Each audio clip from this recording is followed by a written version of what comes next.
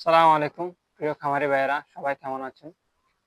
আজকে আমরা আলোচনা করব ক্লোস্ট্রিডিয়াম সুবিয়াই নামক যে ব্যাকটেরিয়ার কারণে এই ভিকিউ বা ব্ল্যাক কোয়াটার রোগ হয়।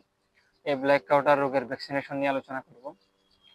আসলে বাংলাদেশে গরু ছাগলের ক্ষেত্রে অথবা প্রাণী সম্পদ সেক্টরে এমন কতগুলো রোগ আছে যে রোগের প্রতিরোধ ব্যবস্থা হিসেবে যদি আমরা ভ্যাকসিনেশন না করি, তাহলে এই ভ্যাকসিনেশন না করাতে পরবর্তীতে এই রোগ যদি কোনো কারণে সংঘটিত হয় অথবা এই রোগ যদি কোনো কারণে ওই গরু অথবা ওই ছাগলের হয়, তাহলে কিন্তু মৃত্যুবরণ হওয়ার সম্ভাবনা সবচেয়ে বেশি থাকে।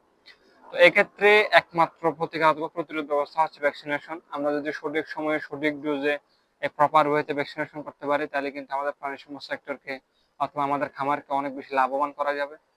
তো আজকে আমি এই বিকিউ ভ্যাকসিনেশনের পার্শ্ব প্রতিক্রিয়া এবং নিয়মাবলী সম্পর্কে আলোচনা করব। আমি যদি প্রথমে ডোজ সম্পর্কে বলতে চাই, বিশেষ করে এটা গরু এবং মহিষের ক্ষেত্রে 5 মিলি করে সাবকাট অর্থাৎ সাবকিউটেনাস বা চামড়ার নিচে দিতে হয়, এবং এই ছাগল এবং এই ভেড়ার ক্ষেত্রে হচ্ছে এটা এই 2 মিলি করে চামড়ার নিচে দিতে হয়।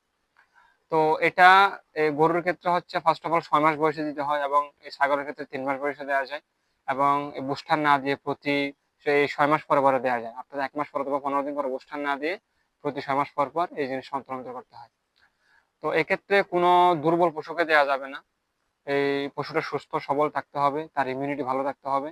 কেননা এই দুর্বল পশুতে ইমিউনিটি অনেক কম থাকার কারণে পরবর্তী সমস্যা হওয়ার একটা সম্ভাবনা থাকে।